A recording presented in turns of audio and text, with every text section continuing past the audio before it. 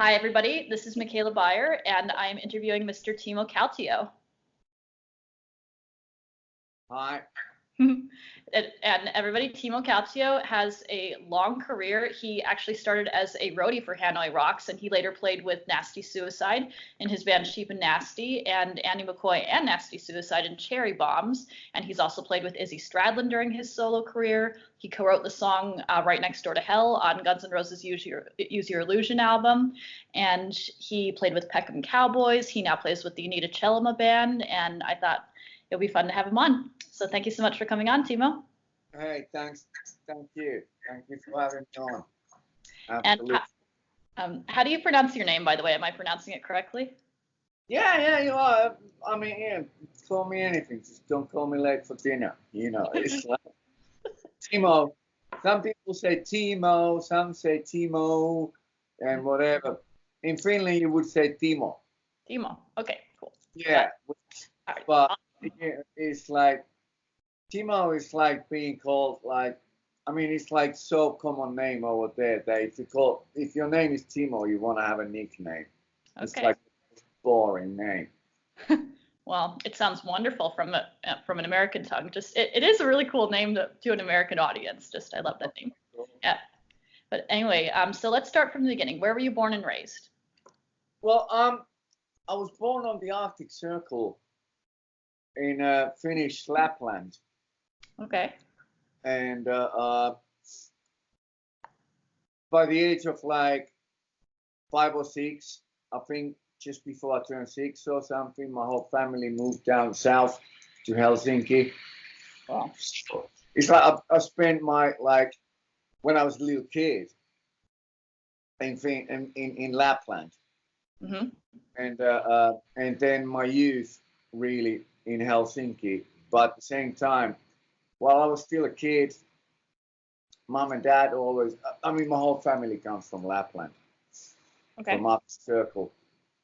Okay. So we went there like, we went there every summer and sometimes even winter time and whatever. And so I spent a lot of time there. You know, go see granddad and aunties and stuff like that, you know. But then, so you kind of got the best of both worlds. Yeah, but really my youth I spent in Helsinki. Okay. And what was the musical atmosphere like growing up? I mean, was your family very musical, or did those communities have a thriving musician population? The only person in my family who was musical was my grandma. Okay. And she played piano. And I would always beg for her to play Free Release by Beethoven. So love that song. And then I would like twinkle on the keys, you know, and whatever. And she would always say to my dad, like, you got to get that boy an instrument. You got to get that boy an instrument and whatever. But mom and dad couldn't afford one.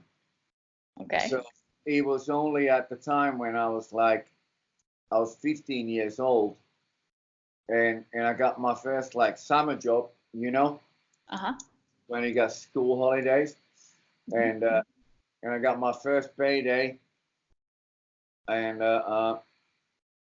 my neighbor where we lived back then played in a radio symphony orchestra. Oh. Yeah. And marimba, you know, it's like kind of like wooden blocks, kind of like a piano, but wooden blocks that you hit with sticks. Okay. Anyway, because he played in the radio symphony orchestra, he got like 50% off of all instruments in this one shop. Nice.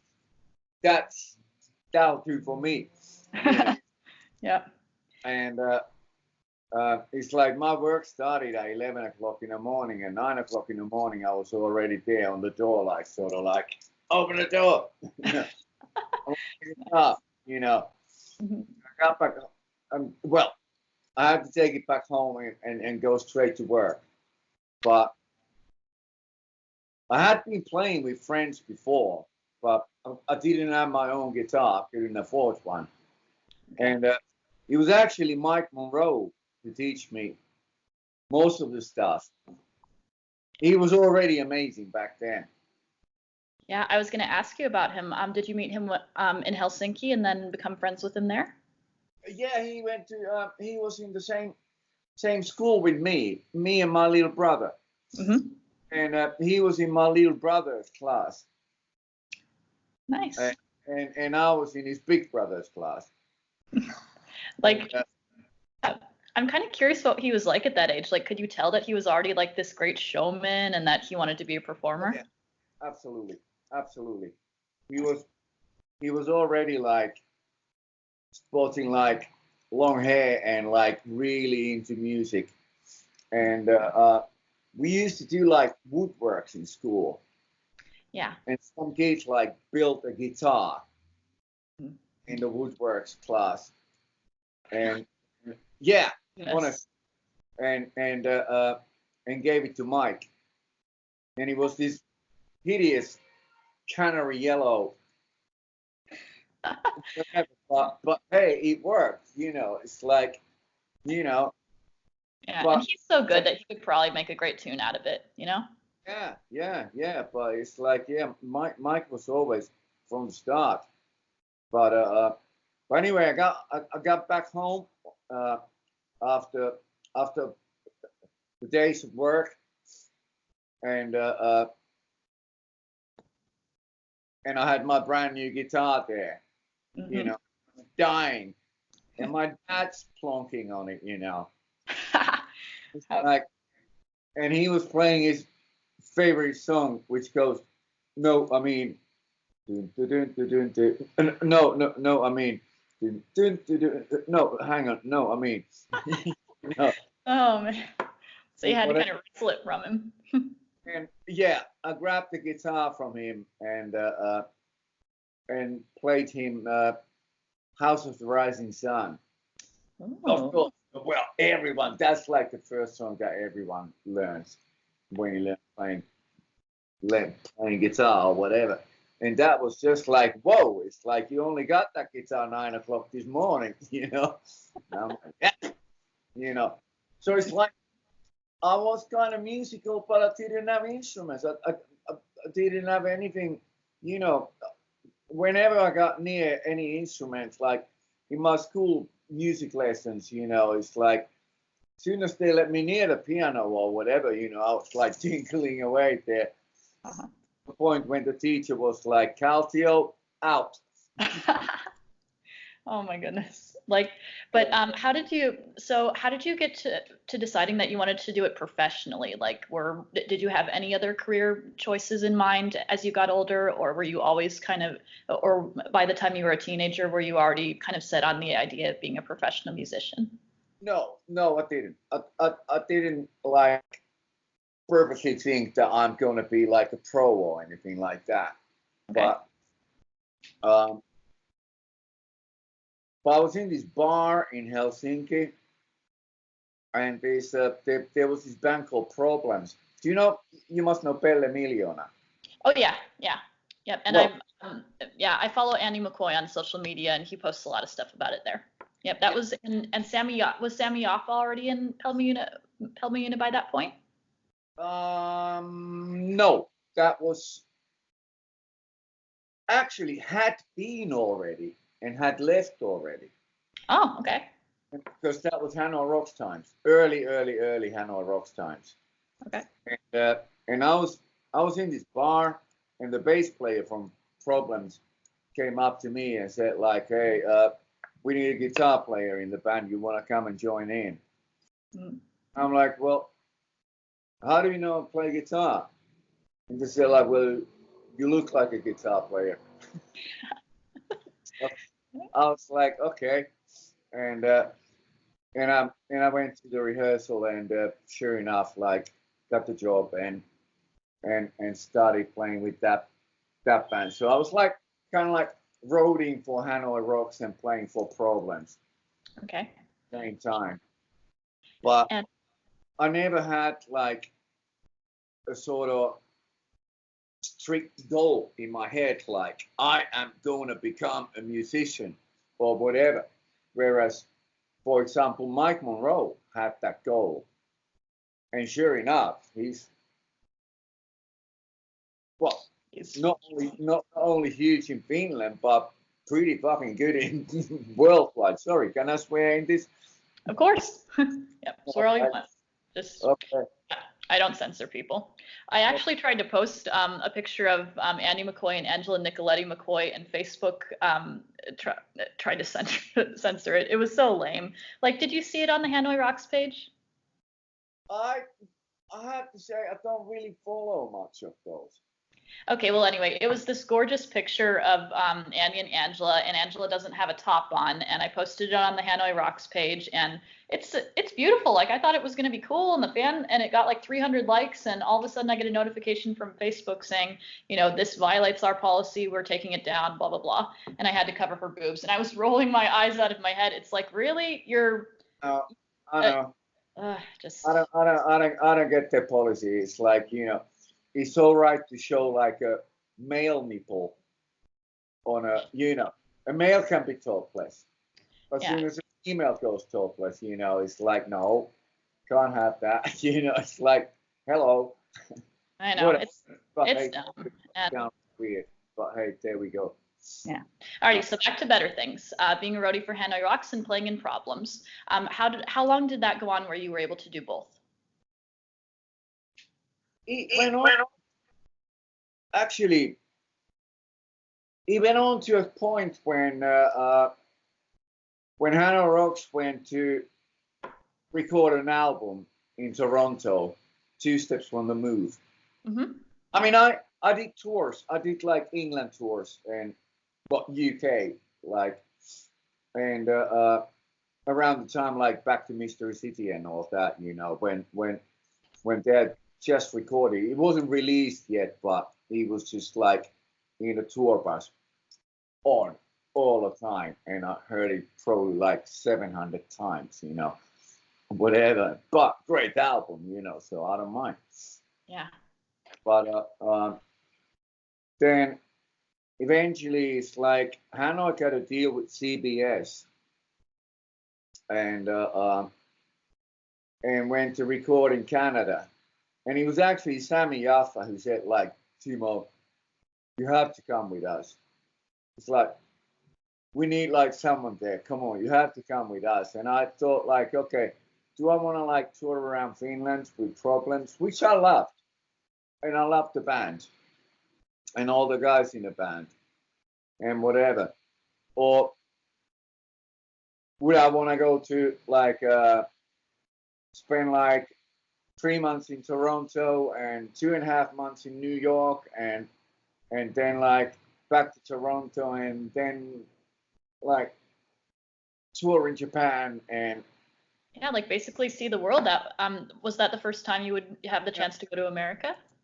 Yeah, and it's like, you know, I didn't have any money. I was a young kid, you know, and whatever, and a chance to go and see like Times Square and whoa and all that, you know. I was like, you know what? It's like Problems. Find yourself another guitar player. I'm gonna go. And one thing that I'm curious about is your opinion of Hanoi Rocks at that time. Did you have confidence that they would become like one of those globally successful bands if they had the right promotion and the right opportunity? I never thought about it in that way. I just thought that they were just like so devoted into what they were doing. Like the guys moved to Stockholm and were literally like cleaning toilets, you know, like for living and whatever. But as long as they had the band. Yeah. Apart from that, they just rehearsed and played like all the time. Mm-hmm. I think they fucking went to the toilet with their guitars, you know, like that kind of band, you know. Mm-hmm. And he was relentless, you know. And I just thought like, this is gonna have to be something good, you know. Yeah. And then touring around in Finland is like, that was like early 80s, and guys looking like that, you just didn't have it, you know. It's like no one looked like that back then. And anywhere, it was like, you know, when you're driving on a motorway, like a highway or whatever, and you get like a service station, Yeah. go and have a burger or something, you know. And soon as we walked in there, people were just like, halfway, like, you know. Yeah. But then it's like, I knew that there was something cool about it. And they were very gender fluid. Like Michael Monroe, it was often mistaken for a woman at that time, because I've read press clippings from then, and I think he was voted like best female frontwoman by Mojo magazine. So there you go. I didn't know that, but I know that when they went to play in Israel, they went to like just sightseeing, you know, checking out scenes, and they went to the Wailing Wall. Yeah. And people started like stoning Mike because they thought he was a woman. Yeah. Yeah. No, not allowed there, you know. And he's like, you know, I mean, there's only one way to prove that, of course, you know, but it's like you don't want to do that. So, like, actually, Andy McCoy talked about that in his book a little bit too. That was a cute story. Yeah. I wasn't there. Bastards didn't take me. I was touring with Problems meanwhile, but they took another roadie there, and I never forgive them. Oh, goodness. Oh, they went to Israel and like Pattaya Beach in like Philippines and like all these like cool things, you know. And I was like, you bastards, you didn't take me with you, you know. Oh, yes, I understand that. Hey, I got my chance afterwards, and I toured around for like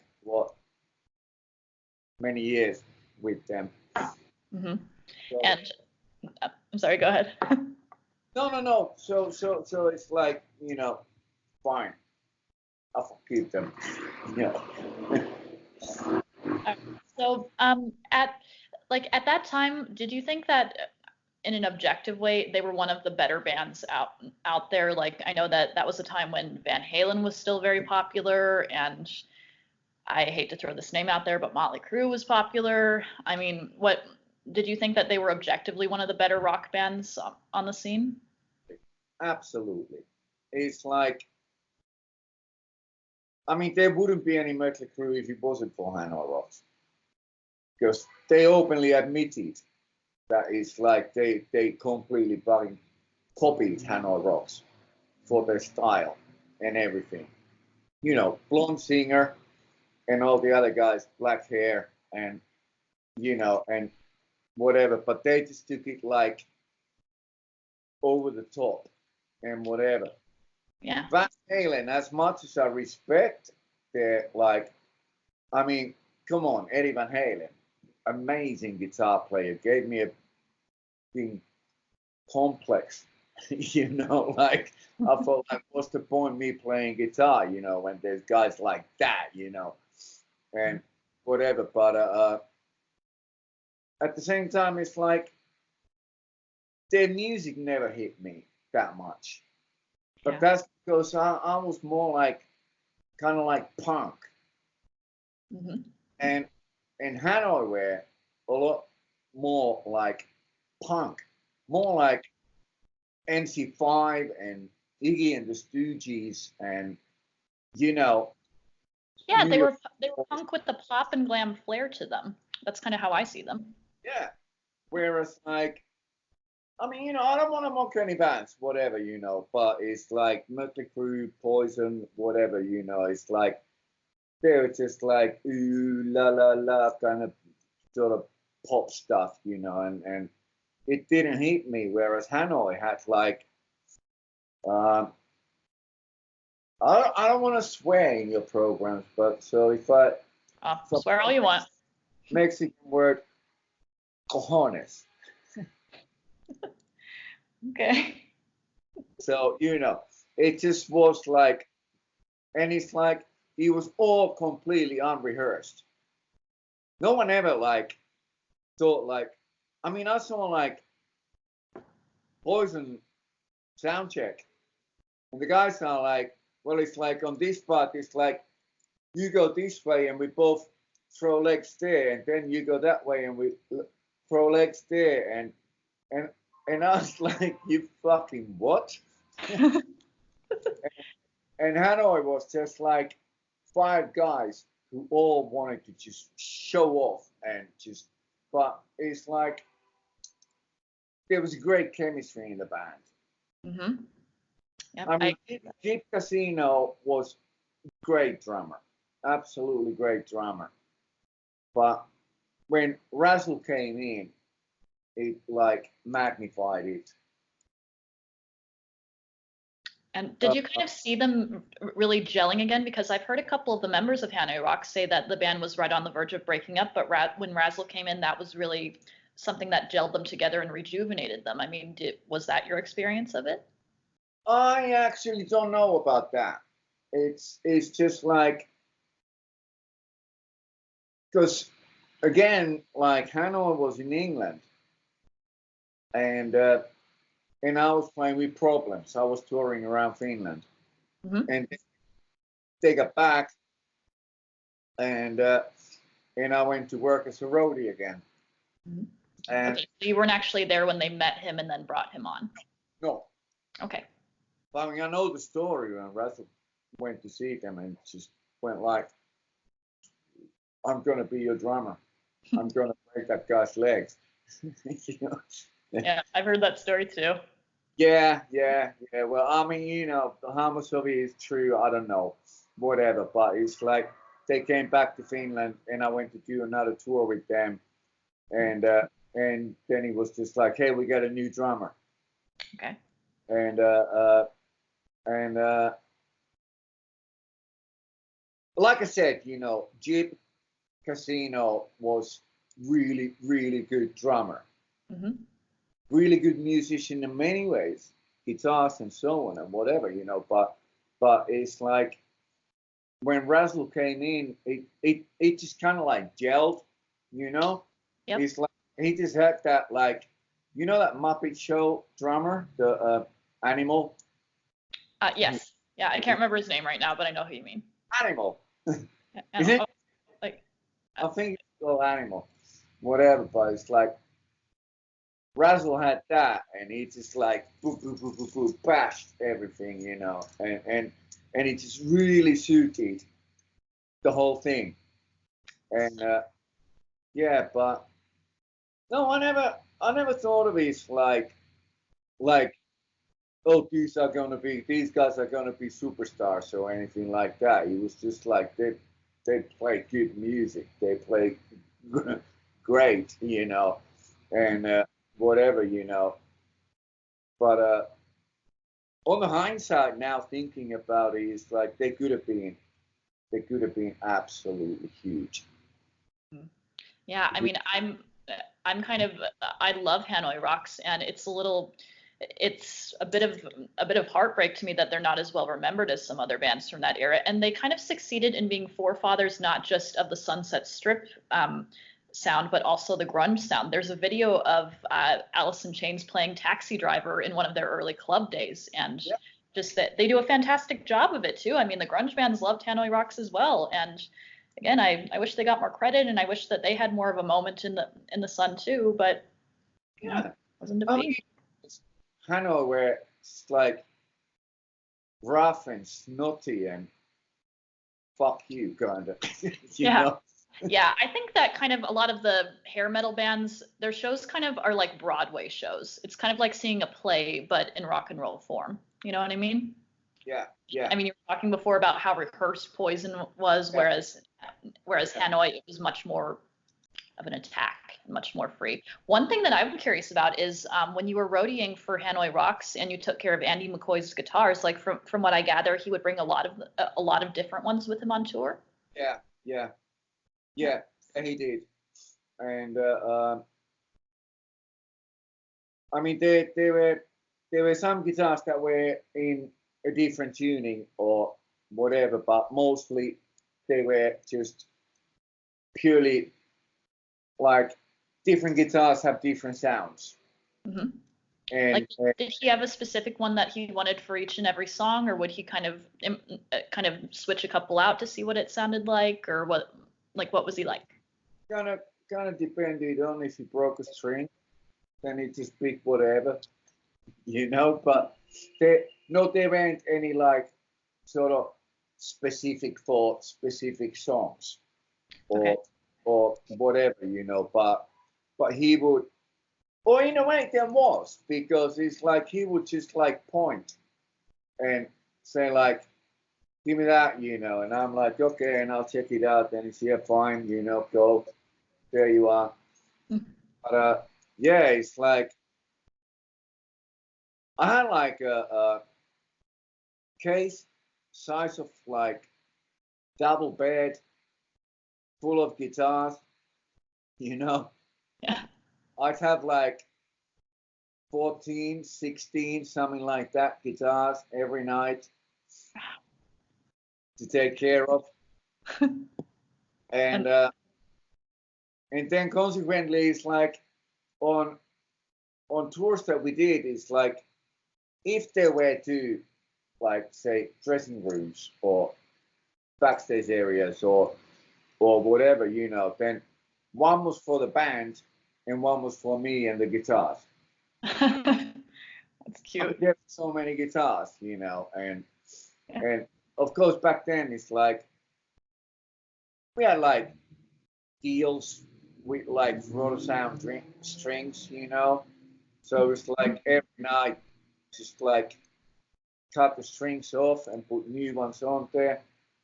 Because the last thing you want is a string to break in the middle of a song. That's just exactly. And of course there's like guitars that got like say whammy bars or whatever, and then you're thinking like, okay, I don't have another whammy bar guitar here. What am I gonna do, And whatever, just go like have that one. It's like okay, So not particularly specific, but it was always what Andy chose to have for whatever song he wanted to have that guitar for, whatever. Okay. And one thing that I'm curious about is while you guys were on tour, did you see Andy writing a lot? I mean, I keep going back to Andy because he was the main songwriter of Hanoi Rocks. I mean, did you see him kind of coming to, like, would he take a guitar and sit down and write for a while, or was he more of a studio-oriented writer where he would he would wait until they were ready to take down an album before he wrote songs for it? Like, what was your observation of that? Andy writes all the time. Like I said, these guys used to take their guitars to the toilet, It's like, it's like literally he's writing all the time. And I used to go over to Andy's place and I would just go there like, hey, let's have a beer or whatever, And the first thing is like, hey, check this guitar, check this riff. Can you like play that? And I'll play this riff on top of it and whatever, So it's like, it was never just like, let's just have a beer and chat. He was like, play all the time. So, and of course, it's like, when an album was done and tour was done or whatever, it's like, Andy was the guy who stayed home and wrote for the next album. Okay. But it wasn't like something that he would like devote time, like, oh, I'm going to go in the studio and write something. No, he would come up with an idea like 3 o'clock in the morning and just go like, yeah, this is cool, whatever, and probably put it on like some cassette recorder or something like you did those days or whatever. But That's awesome. Yeah. Yeah, I'm desperate to interview Andy McCoy, and I'm kind of curious if he's still like that now. Like, I wonder if he kind of gets up and still writes a lot. Like, he's got a new song coming out. Exactly. So, Yeah. Hope. Writes all the time. I mean, he's like one of these guys. It's like when some Jon Bon Jovi says that he's going to do the retirement tour and then he's going to retire from music. And the old blues guys and whatever, they never retired. They just played till they died, and whatever, And I can see Andy being one of those guys.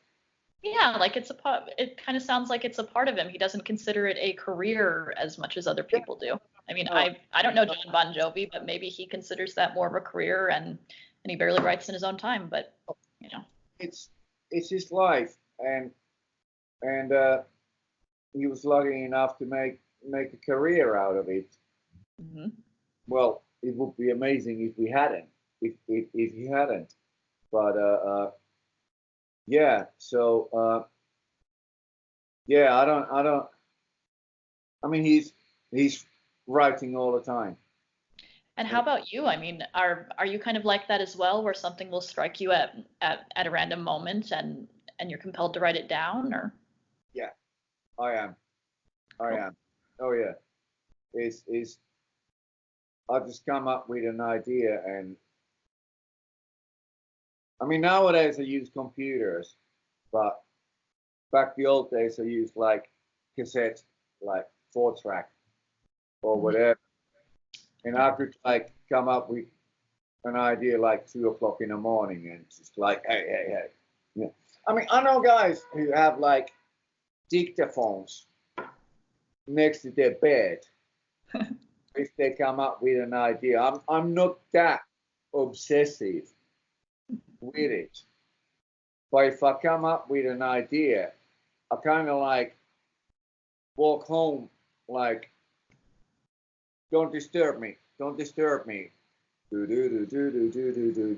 It's just got it in my head, and it's I gotta go home and put it down. And I mean, I keep on writing. I don't have much going on at the moment with music, apart from Anita Chellamah band and whatever, But it's I keep on writing all the time. Okay. So yeah, but it is you know what I mean? It's you can't just take your whatever work hat on and put the designer hat on, or take that off and put a songwriter hat on. It's it's a part of you the whole time. Yeah, if it happens, it happens. Just with design work that I do, it's I might see something 11 o'clock at night on TV or something and go that's what I'm gonna do, And so it's what's the word? Innovation? I'm sorry, what was that? Innovation is it's my Finnish. My Finnish pronounce it. Intuition. Oh, okay. Yeah, sorry. It's okay. Yeah, it's a little choppy because of the Skype as well. That's the way Skype is, unfortunately. But No, don't worry about it. It's probably 50-50 with my stupid Finnish accent. You have a beautiful Finnish accent. I'm a silly American. I grew up in the suburbs, so just that's what I'm used to hearing. But anyway, I'm sorry, were you gonna say something? No. I lost the thread now. Don't worry about it. Next question. Okay, I was gonna ask you on one of the early Hanoi Rocks tours. Apparently you met Izzy Stradlin when he was still living in Indiana. Do you remember the first time you met him? Yeah. I don't remember what city it was. I think it was Chicago. Okay. And which is where I'm from. So. All right. Mm-hmm. Oh, you're from Georgia. Well, I had kind of an odd I kind of grew up a little bit of everywhere. I was born in Chicago, and I lived in a suburb of Chicago called Lake in the Hills, and I lived there until I was 8. Then I lived in Michigan for a year. Then I moved to Georgia, and I stayed there until I graduated college. Then I moved to Utah for a couple of years, and now I'm in California. So just a little bit of everywhere. That's cool. Thank you. I mean, I go from Lapland to South Finland to Sweden to England to Los Angeles to Philadelphia to New York, back to Los Angeles, and then back to London. Then it's kind of like, I don't know what you call that, Hobo Life. Yeah, and a citizen of the world. Yeah. And I like that. That's cool. That's cool. Me too. Yeah, I mean, even though I've only lived around America, I'm kind of glad I had that upbringing. It gives you an understanding of every walk of life and every mindset around the country. And I'm sure that's how you feel about living in so many different parts of the world. Exactly. You know what I mean? Like, it gives you a better understanding of people. Exactly. Which is sweet, yeah. Mm-hmm. Absolutely. But yeah. So back to meeting Izzy. I think it was in Chicago, and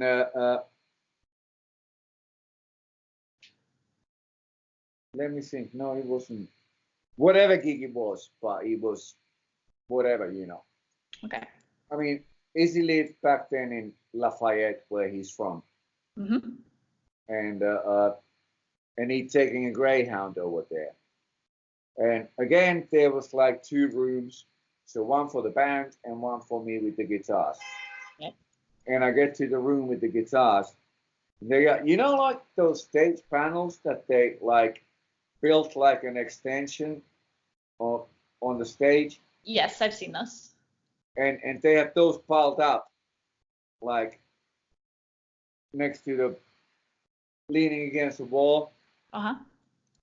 And Izzy sitting there like cross-legged and just like, hi, hi, hello. And it's like, I'm Izzy. And I'm like, cool. And I start putting the guitar, like the stands up and all that, and he's like, can I help you out? And I usually wouldn't let anybody, because it was my responsibility to take care of the guitars, Yeah. So I wouldn't let anybody touch them, But I could kind of tell that he was like, and I was like, well, yeah, can it's like line the guitars up on there.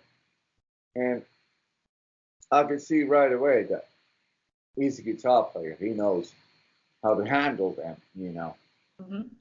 and whatever. And he was like, is there any chance like you could like get me a ticket to get in to the show because I'm broke? And I'm like, well, hey, you're helping me out. I'll get you a backstage pass. Don't worry about it, Nice. And yeah, and so after show he came and helped me to like pack the guitars back in the cases Mm-hmm. and all that. And then he just went like, hey man, it's like I'm really bombing. It's like, any chance I can like borrow $5 so I can get a Greyhound back home? And I'm like, okay, there you go. And it was funny because afterwards, like years later, when I was doing like recordings with Izzy in California, we were sitting in a restaurant and thinking of those days back then. And he just said, like, I mean, he obviously Guns N' Roses, come on, it's like he's got all the money. He was like paying for most of things and whatever, and I'm very thankful for that. And he said like, oh, by the way, I still owe you that $5. goodness. And that's when it's like, cool. You know, Oh my goodness. That's funny. Like, and so when he was backstage that first time you met him though, like, could you kind of tell that eventually he wanted to go out to California and be a musician himself? Like, did he? No idea of such thing, nothing, you know. He just came to see the gig and and on his own as well, you know. Like he didn't even have any friends or anything. Like he just came over there because he really wanted to see the band. Mm-hmm. Obviously, already like, well, not obsessed with Hanoi Rocks, but obsessed with music and whatever, you know. And now thinking on the hindsight again. Yeah. Yeah. Especially if he came there when he was broke and had no money to get back home. My goodness. I know, but he was the kind of guy who never cared about those sort of things. It's like, oh, yeah, fine. Yeah. But then when I moved, and we can come back to this later, but when after Russell died and Cherry Bombz times and all that, you know, and I ended up moving to California. Mm-hmm. And my back then girlfriend had like a stomach problem. Mm-hmm. And I was just like, fuck, we need like a hospital now, you know. Mm-hmm. And the only one I could think of back then was Cedar Sinai, you know. It's like I don't know hospitals over there. Mm-hmm. So I don't remember if I got an ambulance or taxi or whatever, you know, but we went there. Meanwhile, Izzy's been trying to find me. But of course, back those days, you know, not having like social media, let alone like having computers in the first place, or mobile phones or anything, you know. So it was word of mouth. Okay. But he found out that we were in that hospital, and he came over there, and then they took care of my girlfriend, thankfully, sorted everything out, and we got out and went to like one of those 24-hour like burger places or whatever, you know, and just like sat there till 7 in the morning, and then I just like started hanging around with Izzy a lot after that. Okay. Awesome. Yeah, we got along really well. We just like sat there and jammed on guitars on like all the time, you know. Now, common language, music. And on that final tour, like, was there a lot of anticipation around it? Like, did they think that this was what was going to make them kind of put them in a bigger league commercially? There was. And I mean, the band believed in themselves. I believed in the band. I was just like, yeah, this is, I mean, come on, Bob Ezrin producing.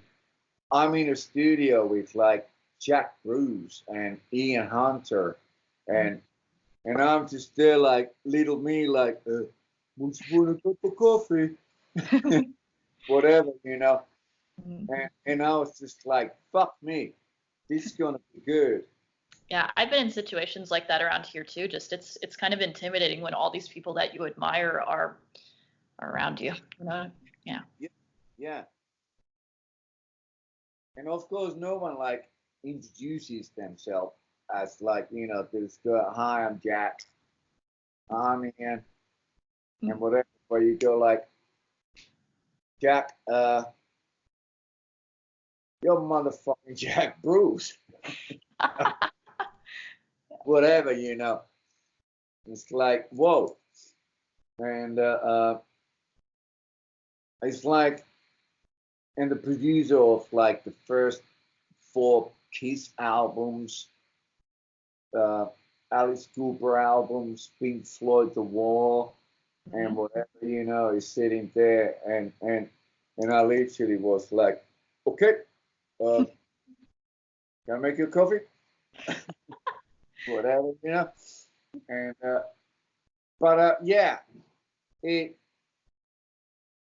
But I mean, the thing about Hanoi was that it's like any gig that they did, starting from like early gigs in Finland, if you had like 7 people in the audience in some small place, whatever they happened to be playing, they still played great.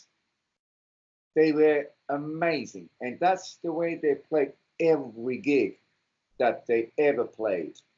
It was just like full on blast out, like do it. And Kind of like that Rolling Stones song, Shine a Light, you know, made every song they sang their favorite tune. kind of, yeah. But it's like, so in that respect, like every gig was great. And and and I could see like, yeah, like going great, you know. And he was building more and more sort of momentum all the time. And, you know, unfortunately, you know, the accident with Razzle happened. And again, I know he was a friend of yours, so I'm very sorry that happened to you and the rest of the band. Yeah, he was sad. Yeah. And all the fans still miss him a lot. There's this great community online that remembers him, and you know, and we all still love the band. He was such the number one really funny guy, and number 2, he was like a prankster, you know. Yeah, I read in Ari Vontinen's book about how he would actually put little cherry bombs in Andy McCoy's cigarettes. Is that true?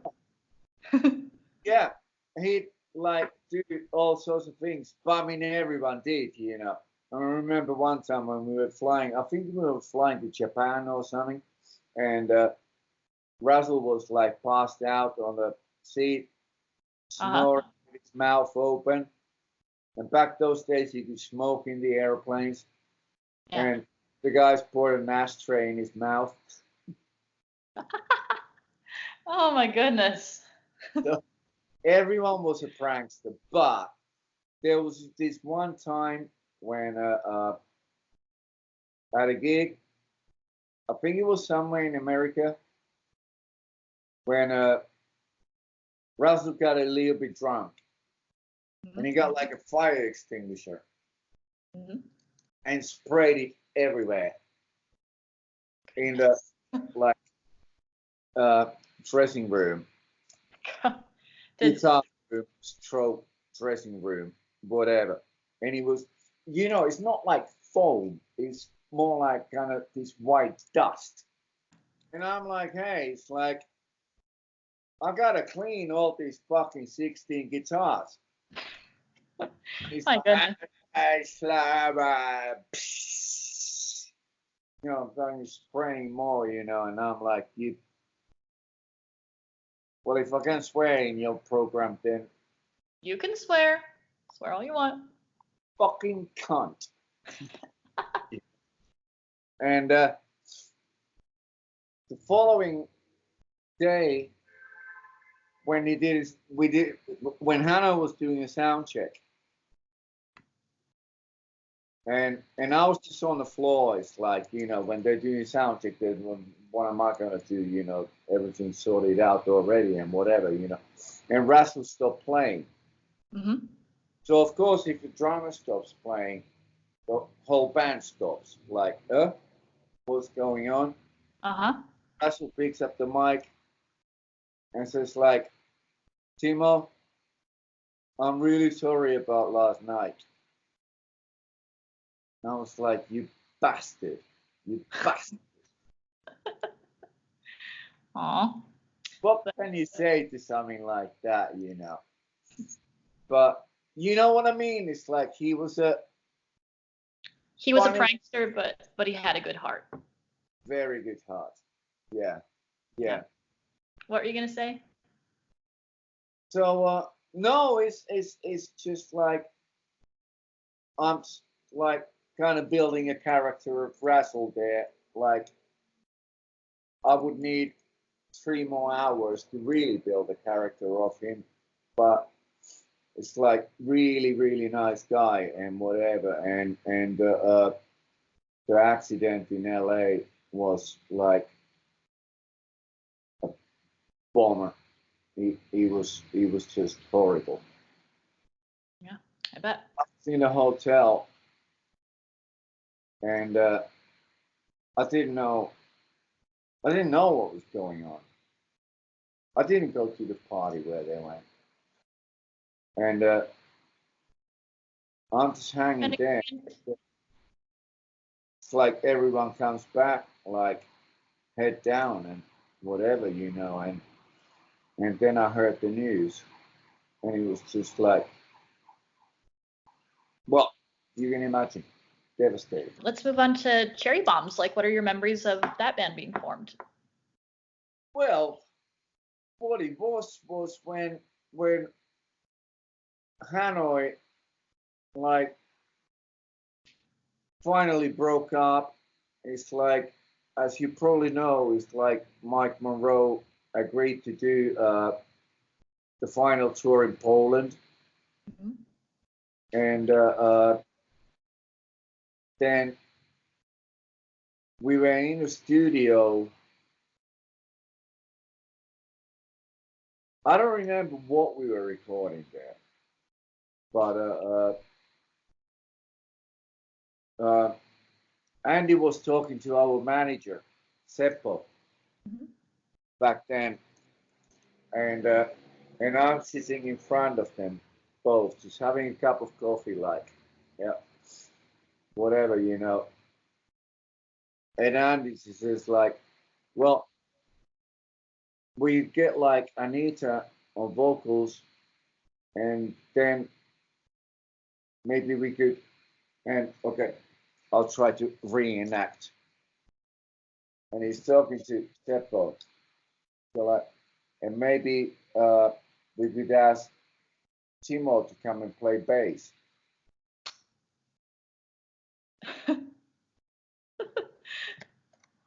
Now I was there in my coffee, like, what? Yeah, thanks, Andy. And I said that honestly, I had to think about it like a couple of days. And then I finally thought, like, I'll give it a go. Mm-hmm. I'm not a bass player. I think the mind of a bass player is different from the mind of a guitar player. Okay. How so? A bass player is closer to a drummer. And at the same time, setting like melody lines. So I thought, okay, I'll give it a go. Hard task.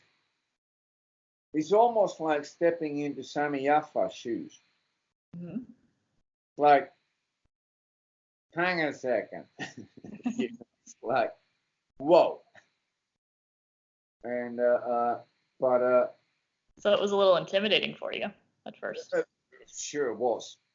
Yeah. Absolutely. I was fucking petrified. and and whatever, you know, but so I thought, okay, I'll go and do it.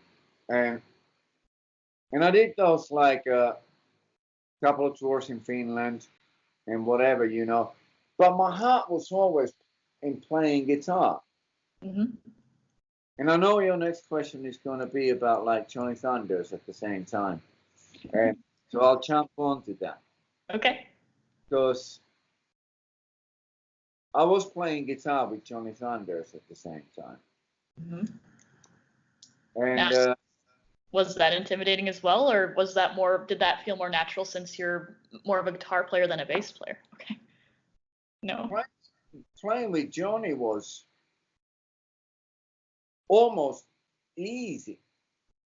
He was almost like, okay, because it's like, I'll just back him up. I mean, he's the guy, you know. Mm-hmm. I'm just visiting, you know. So I just like played the backup guitar, but it was great because it's like Johnny did a tour with Hanoi Rocks. Mm-hmm.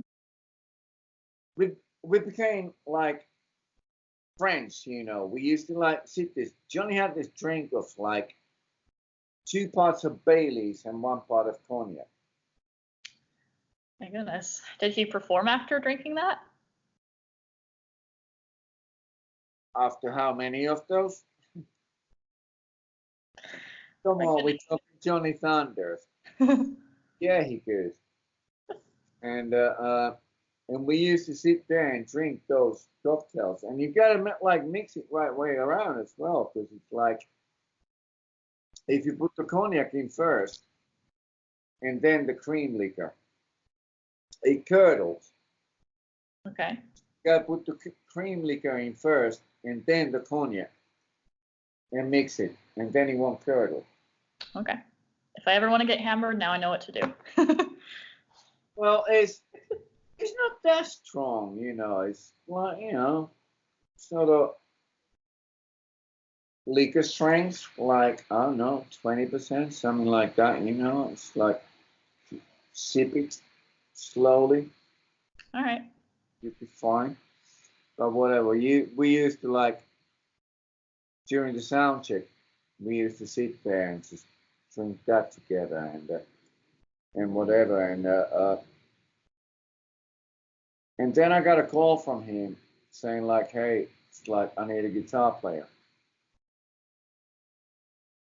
And I'm playing in Cherry Bombz at the same time, playing bass. But like I said, I never really felt like a bass player. And I kind of play like I don't know if you know, but it's like how a guitar player plays bass. It's kind of like scales kind of thing, kind of like Ronnie Wood, you know? Yeah. It's really like real bass playing or whatever, you know? Mm-hmm. And whatever. And one of the questions he sent me was like, why did I leave Cherry Bombz? Was because I never felt comfortable with bass. And everyone could kind of sense it. I never really like kind of felt comfortable playing bass. Although like, hey, a great challenge, you know, yeah, I'll do it, you know. Mm-hmm. And, reluctantly having to step into fucking Sammy Yaffa's shoes. Not an easy task. Mm-hmm. And but I had that Johnny gig going on, and at the same time, it's like everyone in Cherry Bombz could kind of feel like that I'm not like really comfy, Okay. and and uh, uh, and then they decided to get like Dave Tragana in the band, as you Yeah. know. And who later worked with you in the Anita Chellamah band as well? Oh yeah, we still work together with Dave. Yeah, yeah, and it's actually interesting because Dave plays guitar as well, but Dave plays guitar completely different than a guitar player plays guitar. There you go. It's like, it's a weird thing. It's like I couldn't fit into that bass player spot, and Dave can't. Dave is not really a guitar player, but he comes up with like something where you just go like, whoa, it's like, where did you get that from? You know, Yeah. Yeah. weird things. And but Dave's amazing musician. And yeah, so I'm still playing with Dave and Anita and writing music all the time and like Anita comes over here every now and then and we like demo things, but it's like we both busy because it's like I've done quite a lot of kind of like design stuff, and Anita works as a counselor. Yeah. Long hours for both of us all the time and whatever, you know, but it's like, but we're still at it. Like, okay. Yeah. Art songs and she Yeah. comes. It's always there in you. Oh, like I said, you know, you do it till you die, you know. It's like I could never think of myself retiring from playing guitar. You know, it's like I'll play till I die. It's like another appendage for you.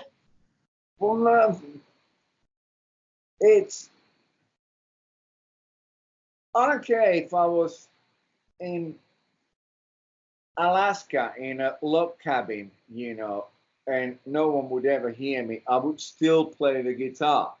You know what I mean? It's like I don't care about like the image stuff there. It's just like it's kind of like inbuilt thing that you do.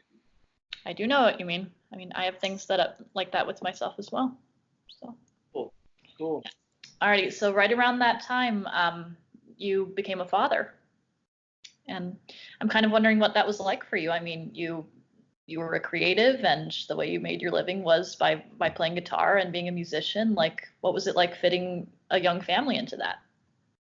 It was. I mean, my son Alex was born when we were recording the second Cheap and Nasty album. Okay. And that was 91? This is very embarrassing, but it's like I'm really horrible with dates. But yeah, something like that. Sorry. It's like every time. It's like when I go into like any kind of like official like government whatever or something, and they say like, so when was your first son born? And I'm like, uh 19th, hang on, So the dates and the years kind of aren't what matter to you. Okay. Things. I'm useless. But yeah, it was around that time, and it was Cool Talk Injection album that we were doing, and I was so tired. It's like I'm sorting out things like for the kid, and then get up in the morning. And on top of that, it's like my back then wife, we divorced now, but back then, Alex's mum, she was like bottle feeding. She was a what? Sorry? Bottle feeding Alex, like rather than breastfeeding, you know. And so it's like my job every night to like sterilize, sort out the bottles, get everything ready, blah. I'm up till 2 o'clock in the morning and whatever, you know. And then I go crash in the bed. And then Alex would start like crying like 3 in the morning or whatever, you know. And it's like, you know how mothers are like. It's like when a child cries, a mother goes like, bing, right? you know, whereas I'm like, you know, like 12 seconds later, like, oh, do you need any help? You know, whatever. But I had all like the bottles ready made and all that, and then like one thing we did with Cheap and Nasty that I like, and I like with many bands that I work with, like Izzy Stradlin as well, is like that you do things like you're in the studio 9:30 in the morning, and you have a coffee break at 11, and then you have a lunch break at 1 o'clock, and then another coffee break at 3 o'clock, and then 7:30 go home and back. So it's like that's how things work, you know. You don't drink alcohol, you don't take drugs, you just go there and do the work. Okay, so Cheap and Nasty had kind of a schedule that you could go by so that you could plan around having your son. Yeah. Okay. Well, I mean, when I say play around, it's like I was up till 2 in the morning sorting out the milk bottles and all that, and then like 7 o'clock I'm up, like, okay, where's my guitar? Where's, you know, and off to the studio. So it was a little bit hard, but it worked out. And if you don't mind my asking, did you always want to have a family? I mean, because for me, like I want a career in the creative field, but I also have it in mind to be a mother eventually and have a family of my own. And I wonder about how my career will fit into my parenthood. Like, did you always want to have kids, or was that something that, you know, that you decided later on? That's an interesting thing because it kind of started as I don't want to say accident, but you know, we didn't mean to, whatever. But then found out that my wife was pregnant. Okay. And then just like, okay, let's start a family then, you know. And I mean, I have, well, okay. Then we went on like sort of like, well, he's gonna need a little brother or sister or something, you know. And so we went on, and then Lucas was born, and my wife always wanted to have a daughter.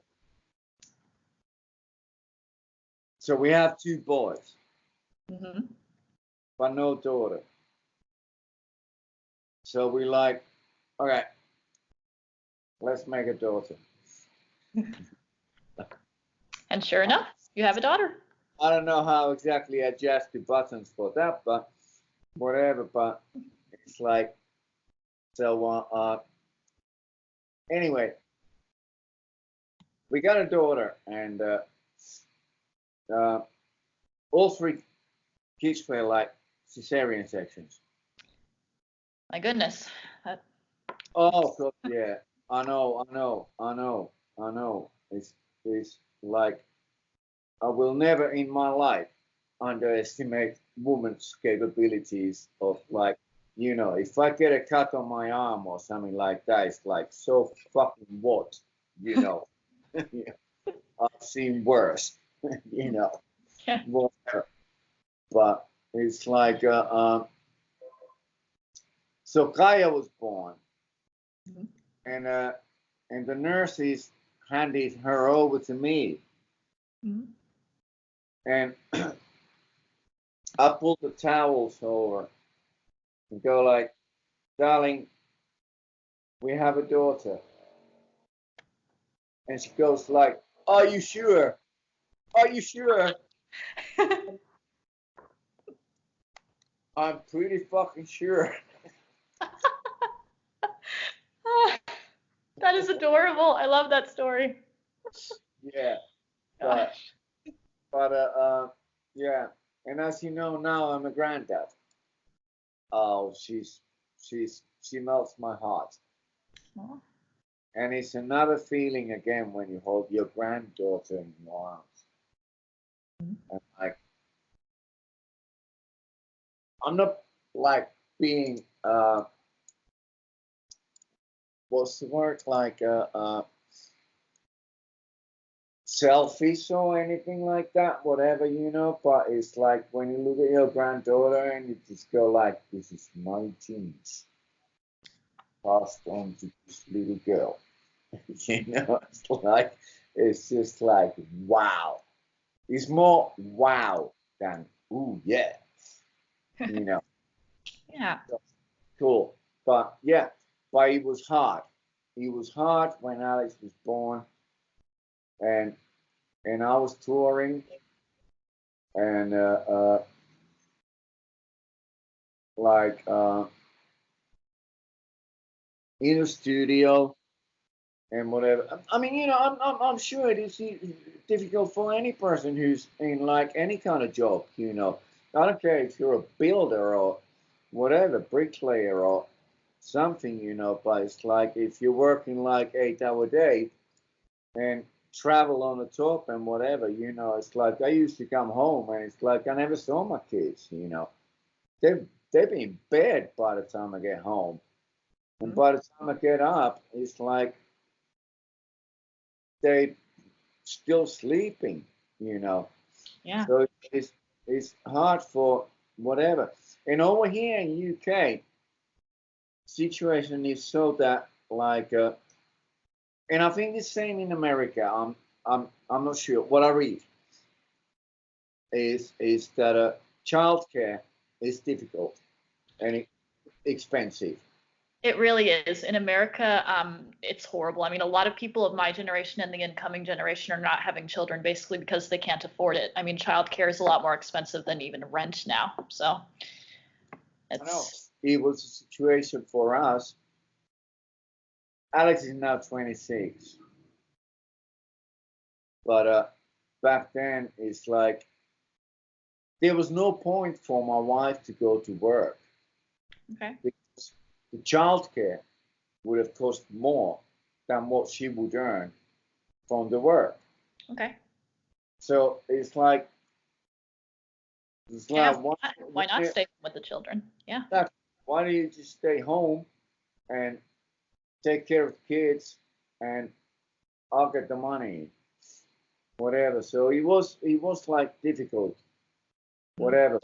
But then cool thing was that uh,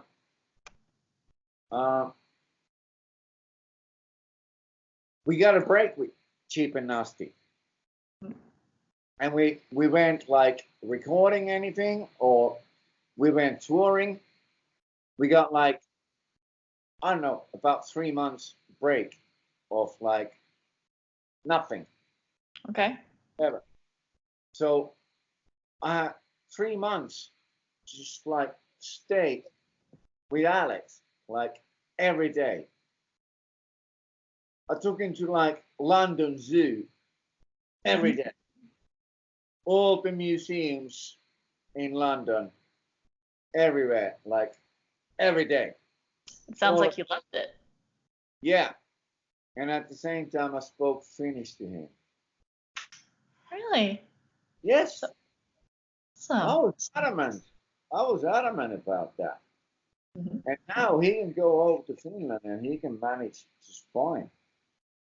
Awesome. It's tough. Yeah, that was a really smart move. That's cool. Well, yeah, I don't know. It's funny because one time we were like on a traffic light and he's like a little nipper, you know, like probably not even 3 Uh-huh. or whatever. And he goes like, in Finnish, goes like, Dad, do you think these people around us can like understand us? And I'm like, well, unless they can speak Finnish, then I suppose not. And he just goes like, looks at the person next to him and goes like, you stupid head. Oh, Like, Alex, you never know if he's Finnish. You know. oh, that's great. This 3-year-old nipper, like, right, okay. So apart from Finnish, I better be some manners as well. Just that's adorable. So hey, but speaking of Cheap and Nasty, like what kind of like when you first started that band, what kind of vision did you have for it? I mean, did you want it to be more roots rock? Did you have plans to record in America? Like, what was the plan for it? Okay. There wasn't a plan as such at all. It was just, you know, Jimmy Ashhurst? Yes. Yep. I've interviewed him. Yeah. Well, he came knocking on my door in Hollywood Mm-hmm. and said like, hey, I got one of your friends here. Now, peek out of the door and go like, huh? It's like Nasty Suicide climbing up the stairs. Now I'm like, all right. He had just decided that it's like LA is the place or whatever. And came straight over to my place. And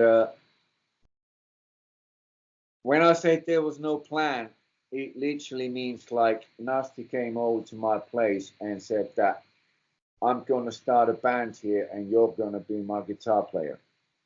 Okay. That's cool. Like, okay. And then we like, I mean, Nasty had like demos because after everything broke down, whatever, with like Cherry Bombz and everything, Mm-hmm. and Nasty's dad had actually gone over to him and had bought like one of those 80s 4-track cassette machines Uh-huh. and said like, there, put it in the garage over there and go lock yourself up and put some stuff down. So he did. And he came to LA with the tape Mm-hmm. of all the stuff that he had done in that garage in Finland. Yeah. And so we went through those and started looking for players. And so it wasn't like there was some sort of vision or anything like that. It was just like, let's do these songs. Okay. And whatever. And then we started looking for players. And we auditioned like one bass player. And I think it was Nasty said like, we don't have a drummer. It's like, and the bass player was like, well, it's all right. I can bring a drummer. I can bring a drummer that can like fill in, you know, whatever. Les Reeds. Yeah. And ended up like not keeping the bass player, but the drummer was great. Mm-hmm. You know? And it's like, no offense, it's like he's a great bass player, but didn't kind of work for that thing, whatever, you know. Yeah. And then Sammy Yaffa called up and said like, well, hey, it's like this band Unforgiven, and they got this really cool bass player. It's like, why don't you try this guy? Here's his number and whatever. And that was Mike Finn. Okay. Yep. And Nasty called him up, and I mean, this is like in LA, you know, and Nasty's there with his like English accent, and he's on the phone like, "Hello, my name is Nasty Suicide," and Mike is like, What the hell? "What?" You know, Yeah. I've got to check this one out, you know, and then sure enough came and joined the band. Hmm. And when it came to the point when Nasty was deported, do you know that story? I don't know that story. He was deported? Yeah, he was, because he had a, and then 2 weeks later he's coming back, and of all the fucking airports in the world, he chose fucking Minneapolis, like the worst in the world. So of course he was pulled in. Like, what the fuck is that fucking long hair hippie? Yeah, whatever. And they check his paperwork and all that, and they're like, well, it's like, what, you're coming back for like half a year, so it's like, have you got a hotel? No. Have you got money? No. Didn't. Have you got like credit cards? No. And then, of course, they like checked him up and like found business cards Hmm. and started calling people. And the business cards were like for clubs in LA where we had been playing. Uh-huh. So basically they were able to verify him via the clubs where he'd played? Well, yeah, it's like they called the clubs and they're like, oh, yeah, we know him. He's a cool guy. Yeah, he's been playing here in our club, you know. And they just went like, bingo. You've been working here without a work permit. And like, next plane back. And that's how like Cheap and Nasty in UK started, because Nasty couldn't get back to USA anymore. Oh, my goodness. I've never heard that story. Oh yeah, Here for the ages. oh yeah.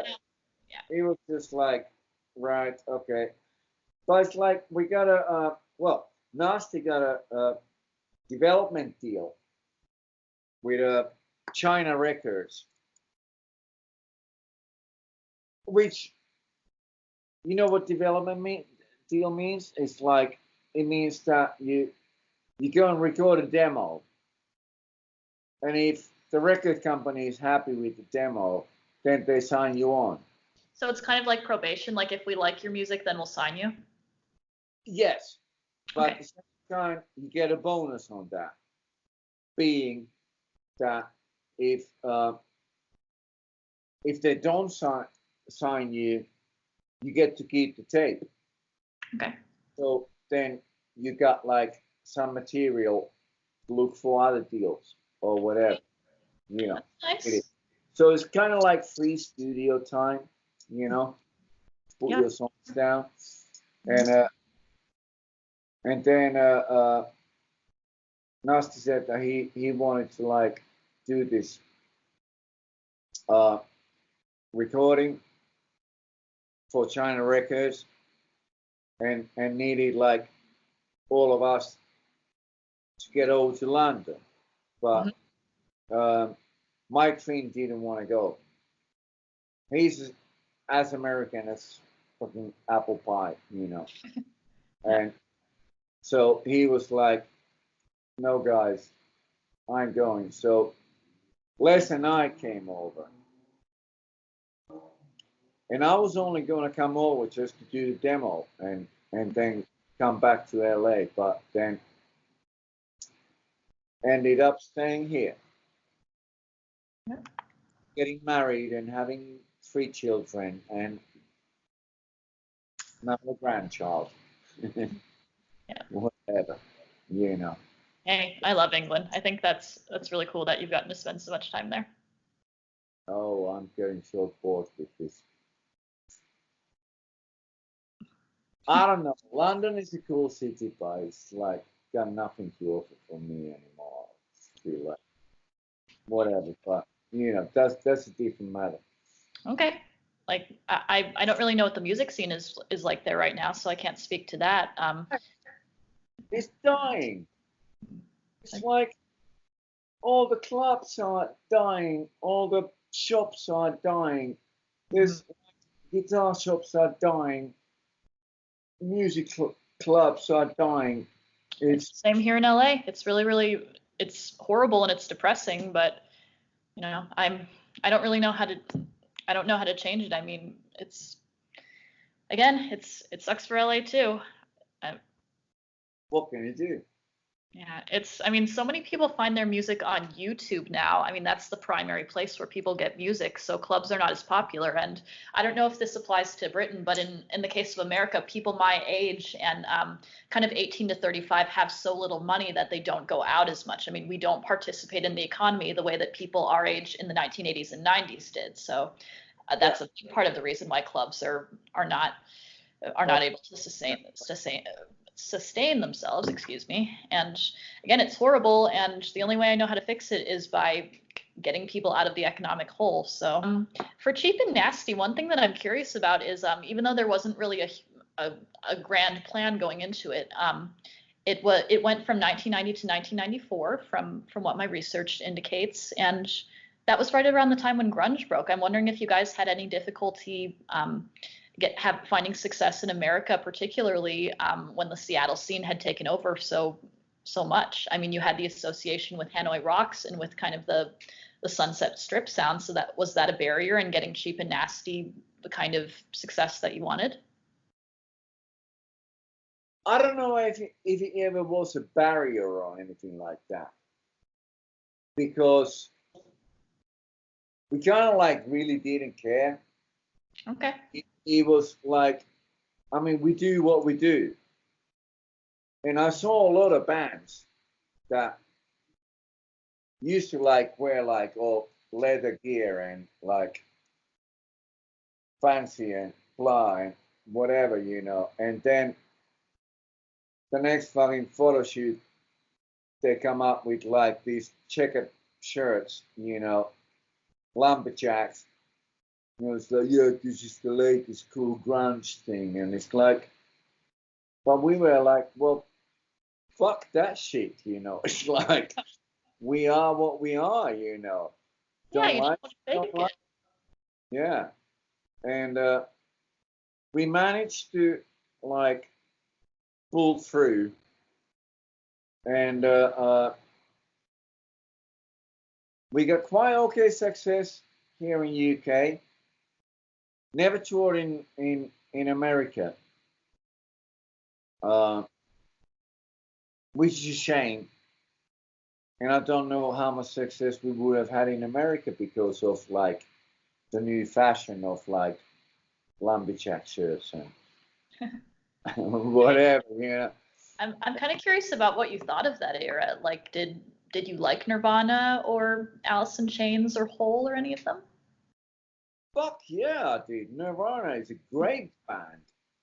Absolutely. It's like you can love them, but it's like, because I don't give a monkeys about like the like lumberjack shirts, I listen to music, and it's like Nirvana music just hit me like whoa, like it was almost like Ramones, like boom, Yeah. like and absolutely, but it's like if that wasn't us, then what's the point of us trying to be that? I know what you mean. Like, you liked it, but you didn't want to become it just because it was popular. Yeah, exactly. Like we did our own thing. Mm-hmm. Whatever. Yep. And I think that's wonderful. I wish that more people had that attitude about music. I don't think that just because one person did it, one group of people did it well, that that doesn't mean that everybody in popular music needs to copy them.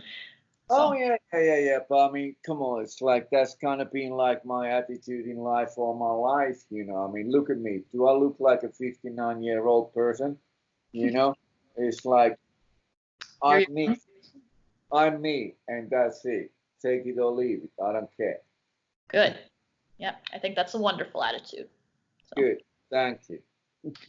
You know, I actually found out, I have not interviewed Andy McCoy, so I wasn't able to ask him about this personally, but I found out that Andy met Kurt Cobain right before Kurt passed away. I didn't know that.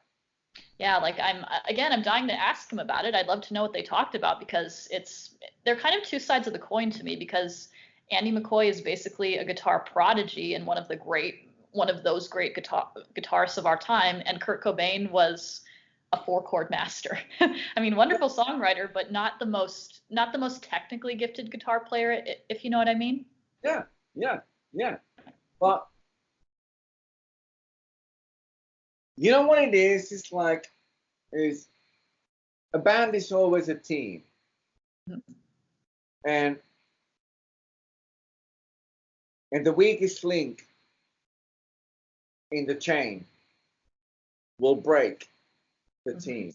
But if you got like strong guys that fit together, you know, it doesn't have to be technically amazing. You don't have to be like some Frank Zappa or something or whatever, you know. You can do like 3 or 4 chords. Like it sounds good, yeah. You know. And it's like I mean, you know, I don't care if Kurt Cobain is not the best guitar player on the planet, but fuck me, he plays some fucking cool stuff. Yeah. Yeah, so, I know what you mean. Yeah. He made the most of the gifts that he had, basically. Yeah. And I know what you mean about bands too. Like basically, you want to find people who complement each other. Like even if they aren't the best technically, you want to find the group that best fits what you want in that situation. Oh yeah, exactly. I mean, you need some fucking variety in this life, don't you? Yeah. Alrighty. So one thing I want to ask you about as well is Right Next Door to Hell. You know, you were again, you and Izzy had found each other in Los Angeles, and you wound up receiving a writing credit on that. Do you want to tell me a little bit about that? Right. Okay. Right Next Door. I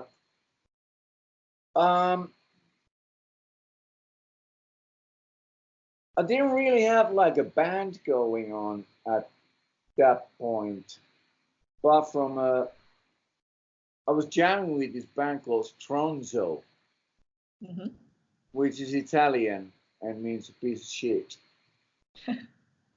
And he had Sammy Yaffa and Mark Ford from Black Rose, or who later joined Black Rose.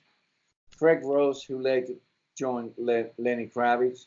Yeah, and was he in the Broken Homes at that time? Yeah. Okay. Yeah, and we just and Mickey Finn from Jet Boy. And we just did these like cover songs, whatever, and so everyone was signed on some record label already. So it's not like we were looking for like a record deal or like success or anything. It was just like, let's go and jam. Fine. And whatever. And we did. And but it was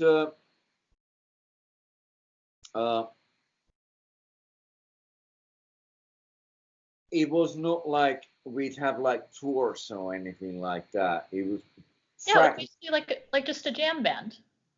Yeah, and fragmented here and there, like do something and right, okay. Yeah, and Jeff McKagan actually said that he had a band like that too during the recording of Appetite. I think it was called the Drunk Fucks. Yeah.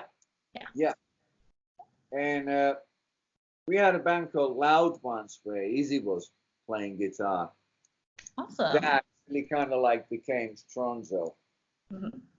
But Anyway, I was mostly painting at that point. Mm-hmm. I painted like album covers and billboards and jackets, even, and all sorts of things and whatever. And then, like, I hang around with Izzy a lot. Mm-hmm. And he lived just like a few blocks away. We were both like on Hollywood Boulevard. Uh-huh. And he called me up and said like, hey, let's go for a beer. Okay, I'm cool. And went to wash my hands and got like paint everywhere, and whatever. And went over to his place, and he's got, again, going back to those days, a 4-track cassette player on the floor, and he had this like a riff, but he couldn't figure out a chorus for it. So I was like, well, give me that guitar and I'll, because I had this idea, because of course I'm playing all the time, Mm-hmm. and so I said like, well, give me that guitar and I'll put something on there. And he's like, right, here's the guitar. I'm just gonna get like my put my jeans on and like get my jacket. And I just played it down. Like, there you are, sorry. And then we went and had a beer and a few and whatever. And then like I think it was, I don't remember how long. So we got the song down with Izzy, and like whatever, like a year later, I had already moved back to London at that point on this Cheap and Nasty project. Uh-huh. And I got a call from Izzy saying like, hey, it's like we want to put this song on the album, but it's like we need your permission on that. And I'm like, 0.2 seconds, like, okay, like, yeah, no problem, have it.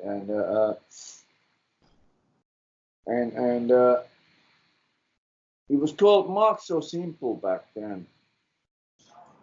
That was the working title for the song. And he came over to London and played me the Guns N' Roses demo of that. And like, are you alright with this? And I'm like, yeah, sounds good, Yeah. He actually like make the opening track on Use Your Illusion 1 album. So, Yep. yeah, cool. So but yeah, it's actually funny. It's like when like I was quite broke at that point. When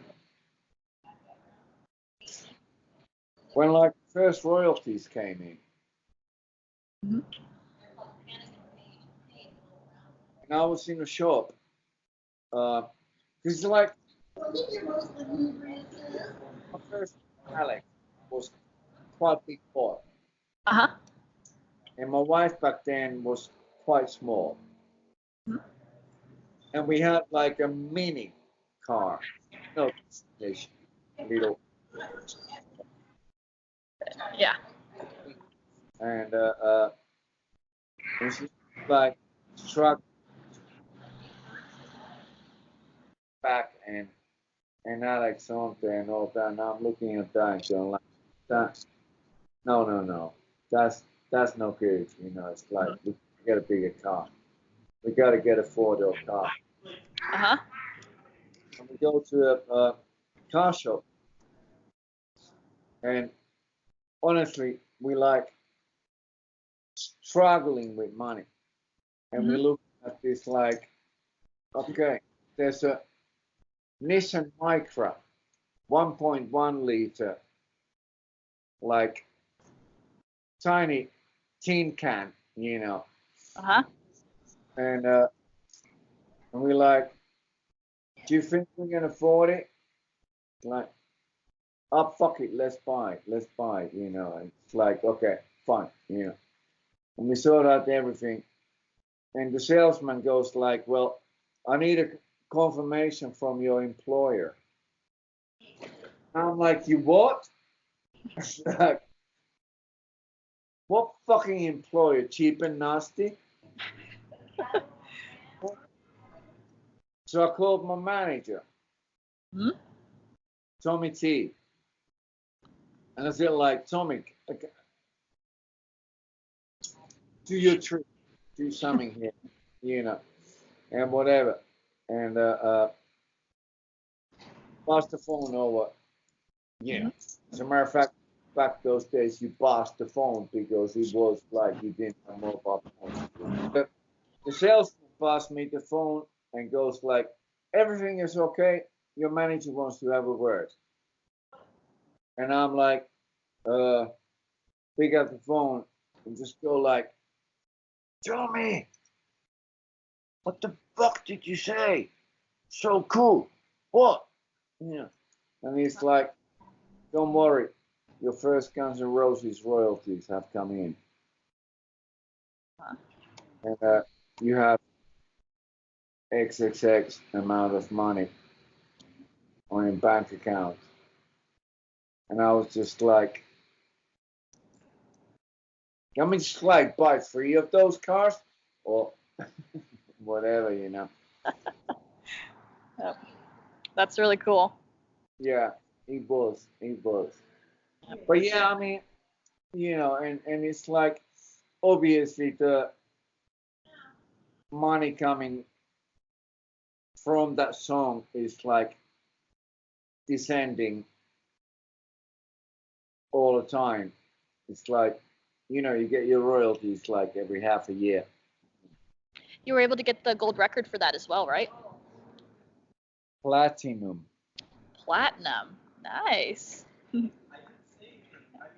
So, and that after that, when Izzy went solo, you wound up doing 2 more songs with him, Box and Seems to Me. Yeah. Do you want to tell me a little bit about writing and recording those with him? Well, it was just like I was coming back to LA, and I emailed Izzy and said like, hey, I'm coming over. It would be great to go for a cup of coffee or something, you know. And whatever. And he's like, hey, let's do a song. So I'm like, okay, that's cool. And I went over to meet him like in Santa Monica. And,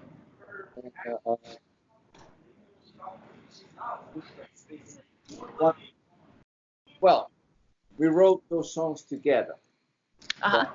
Basically, Seems to Me is mine, but is his lyrics. And then we did Box. And then we went to Izzy's place, like a couple of hours north from LA. Yep, I've actually got a story about that when you're finished telling about recording Box. Yeah. And Izzy flew in. He's a sound engineer guy from Texas.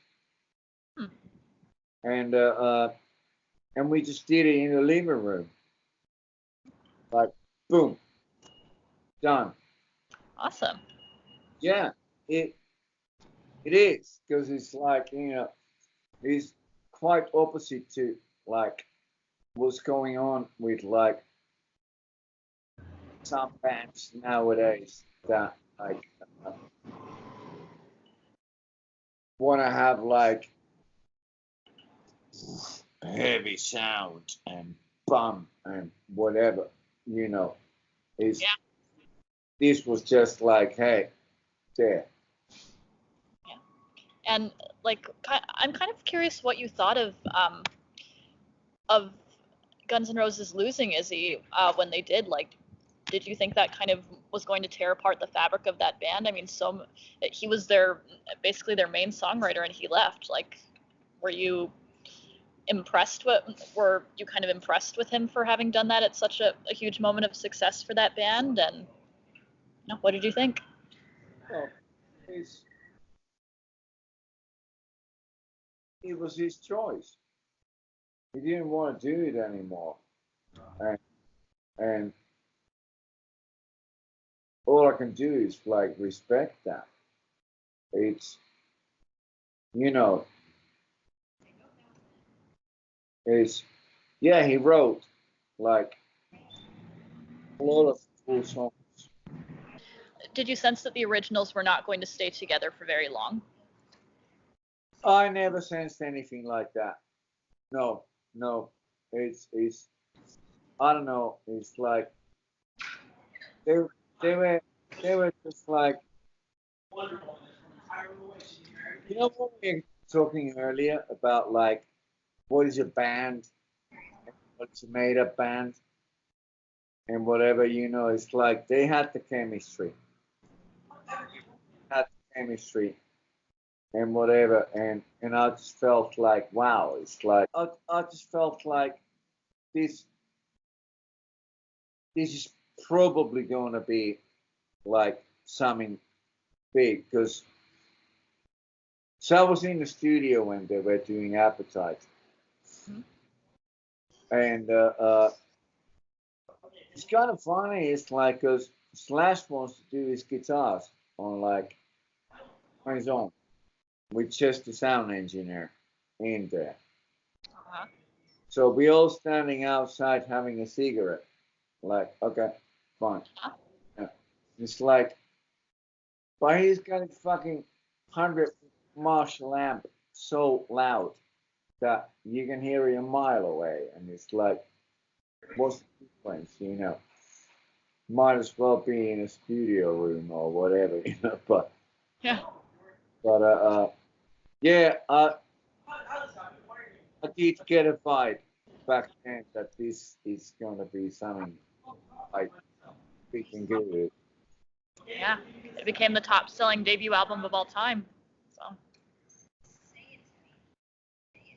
Is Habitat the biggest one, or Use Your Illusion? Well, it's the top-selling debut album of all time. Like, I'm not sure if Use Your Illusion ultimately outsold it, but as far as like debut albums in recorded music history, it's the top seller. Okay.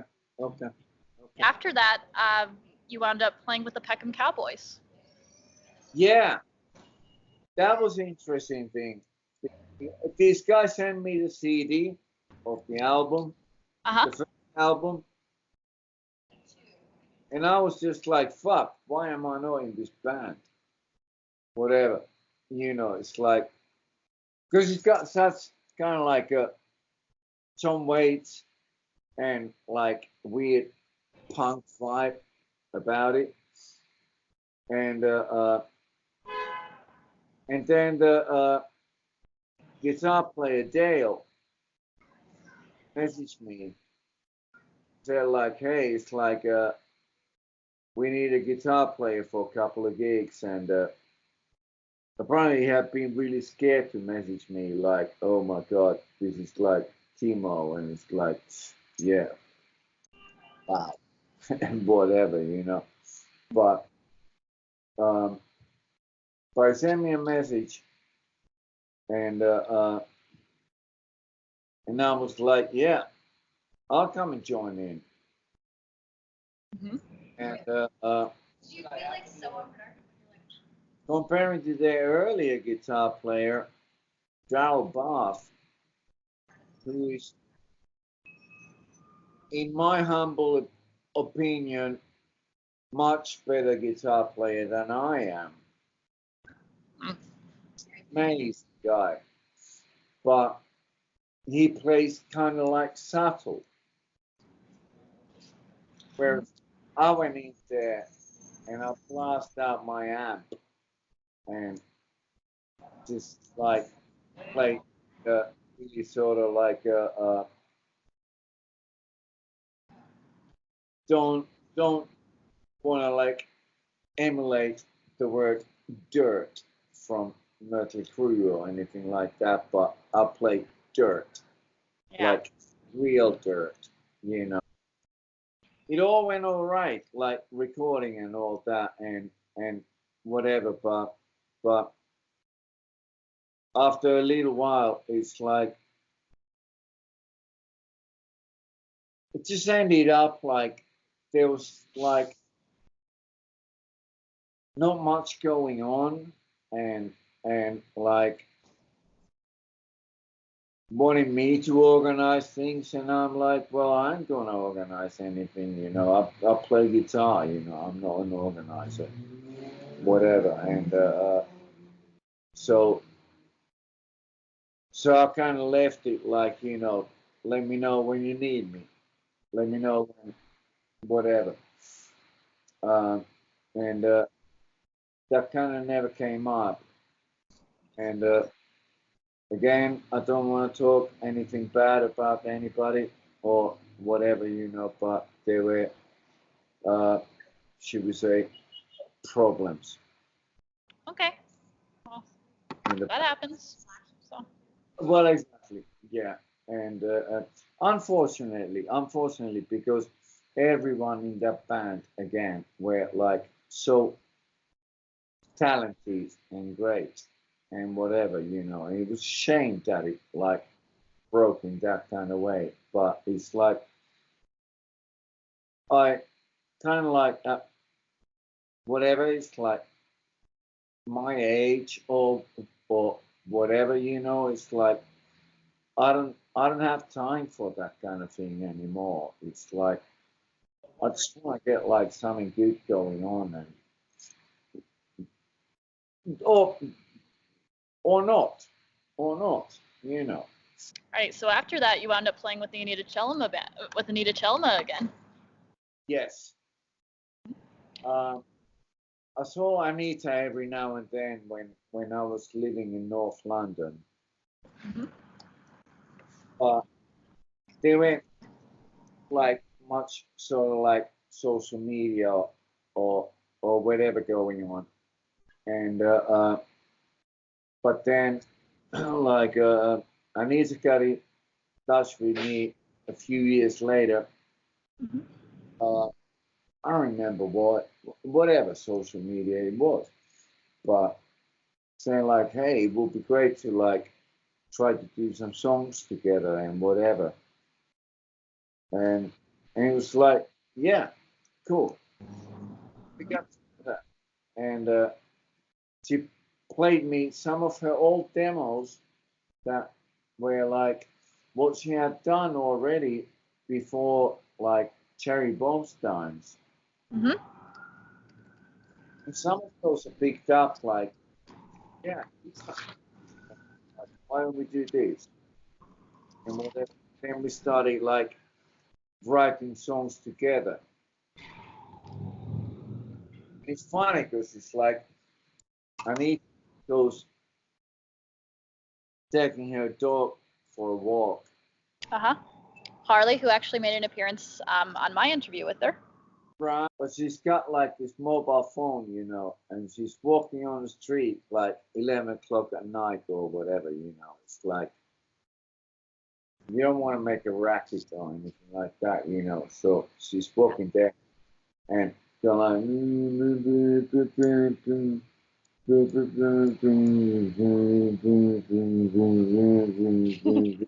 yeah, on the mobile. Then comes up to me and says like, "Oh, can we turn this into a song?" And I'm like, "You what?" Okay, let's try, you know. But we always manage to do that. Mm-hmm. Like, yeah, so I love working with her. Absolutely love working with her.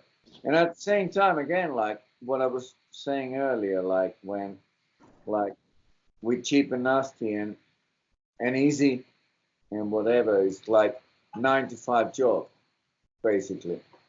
Mm-hmm.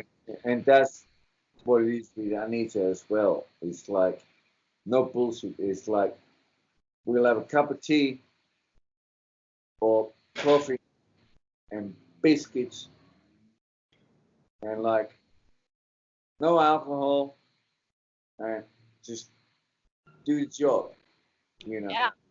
And I like that.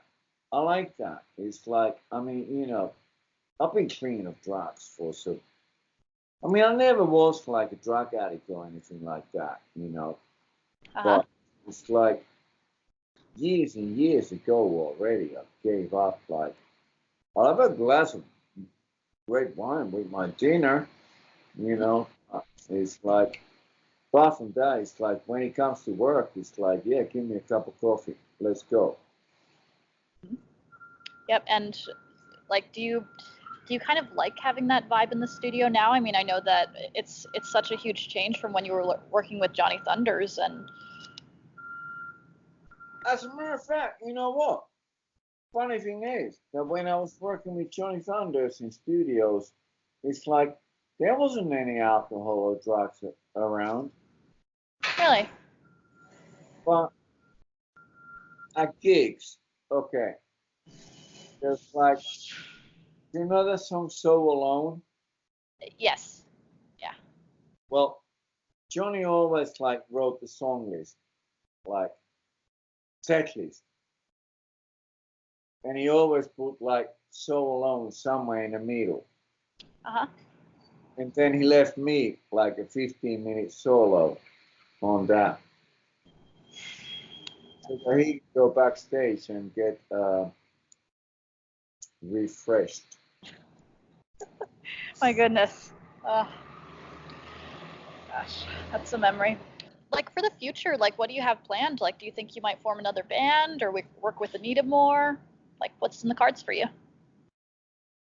As a matter of fact, I'm not quite sure about anything at the moment. It's like uh, every time I go over to Finland, I got this like Helsinki Vagabonds band going on there. But it's mostly just to like get all my friends together into one place and we can all have a chat and at the same time I can go and play with my mates and whatever. But it's like I'm not planning on like sort of forming a band. I'm writing music all the time. I Mm-hmm. have a library of stuff that I've done and whatever and if the right occasion or whatever comes up, then it's like I can go like here. There's like boom, bunch of songs. Let's do these, you Yeah. know. And and again, it is like we were talking earlier. It's like wake up 3 o'clock in the morning and go like, I got an idea, you know. Mm-hmm. And it's, I mean, with computers, it's so easy now. You just like hit the record and go like boom, there. Yeah.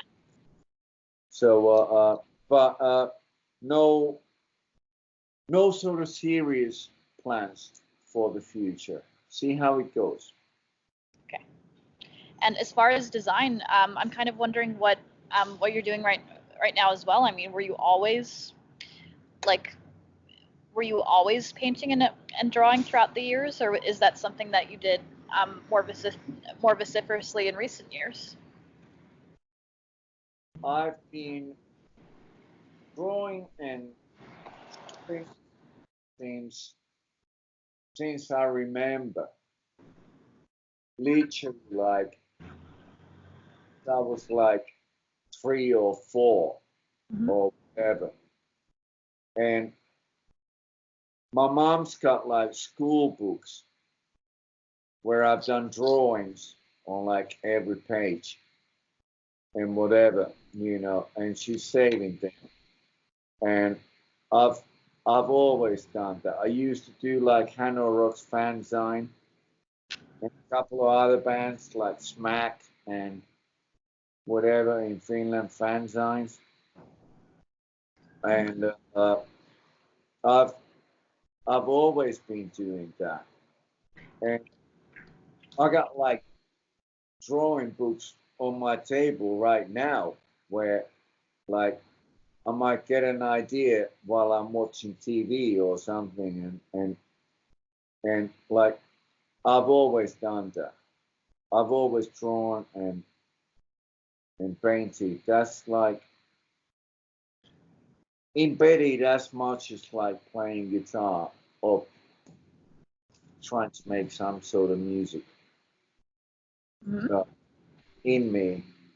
And yeah, and and give me a glass of wine and a piece of paper and a pen, and like I'll start drawing.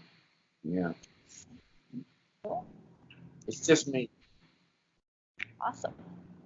So, anything else to add? Like any special memories that come to mind, or? I think I've kind of gone through like pretty much everything now. Or well, I'm sure there would be more, but I can't think of Okay. anything special now.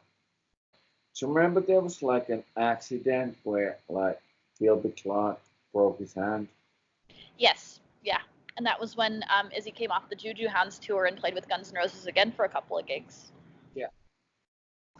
And again, it's like I said before, it's like I don't want to mock anybody, and it's like I think Gilbert Clark is an amazing guitar player and whatever, but it's like when Guns N' Roses went on stage with Izzy playing guitar, there was a banner saying Izzy is Guns N' Roses. Well, in a way, it's true. I mean, I think the best version of the band was when it was him and the other four. So, you know. But then again, it's like Gilby is an amazing guitar player. And a sweet guy. I've met Gilby a couple of times around here, and I always have a good time talking to him. You know, he's very open, very nice guy. Cool. Is it true that you recorded some other stuff with Izzy that hasn't been released yet? Yeah, I have. And the thing is that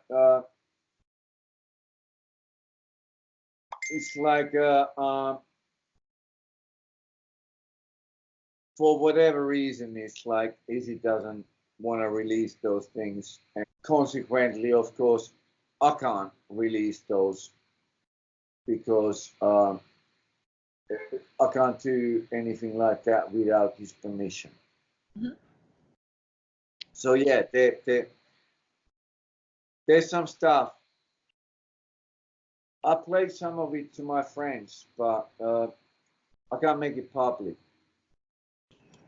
Yeah, I know what you mean. Like I totally respect you not being able to talk about it very much and everything. It's just there's so little information on Izzy, and he speaks so little that I love hearing about him whenever I meet somebody who's worked with him. Wrapping up, like, what are you most proud of in your career? Like, what do you think is your best work at this point? As a matter of fact, you know what? I think my time in LA, although I was like bumming, I was living in a car, but I built my way up from that to like starting living with some dancers. Yeah. My goodness. Mm. I know what you mean. That's.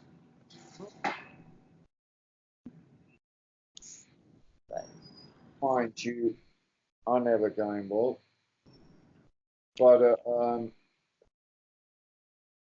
the fact that I built my way up from like having absolutely nothing. I had like about $1 a day, and I had to decide whether I get like a bean burrito from 9/11 or a pack of cigarettes, like pack of 10. And guess which one won? This, I know. and but the fact that I built my way up from there is something that, if you say like proudest moment in my career, is not really talking about my career, is more talking about my life. But I think it kind of like taught me like I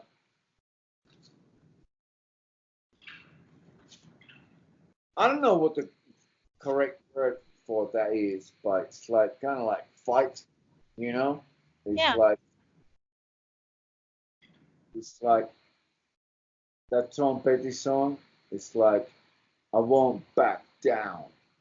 Yeah. Stand my ground. Whatever, you know. So it's not the greatest moment in my career, but it's something that boosted my career, if you get that right. Yeah. Cool. Cool. Alrighty, awesome. So wrapping up, I want to acknowledge the people who subscribe to my channel. And also, I'm sure they're going to be the viewers of your episode. I wanted to thank Shelly Faye, Susanna Roan, Aldagate, Gigi, Chris Crenshaw, Jacques Lepo, Rick River, Charlie VM, and Ari Vontanen, who's actually kind of the official biographer of Hanoi Rocks. So, and one of these people is going to get a free Amoeba Music card. Let's see who. Okay. Okay. It looks like Gigi gets a free gift card to Amoeba Records. I will message you. Thank you to everybody. Let me know like when this is like ready and all that, and then just when edited and so on, and I'll have a look. Okay, cool. So thank you again for watching, everybody. We've been talking with Timo Kaltio. See you soon. Thank you.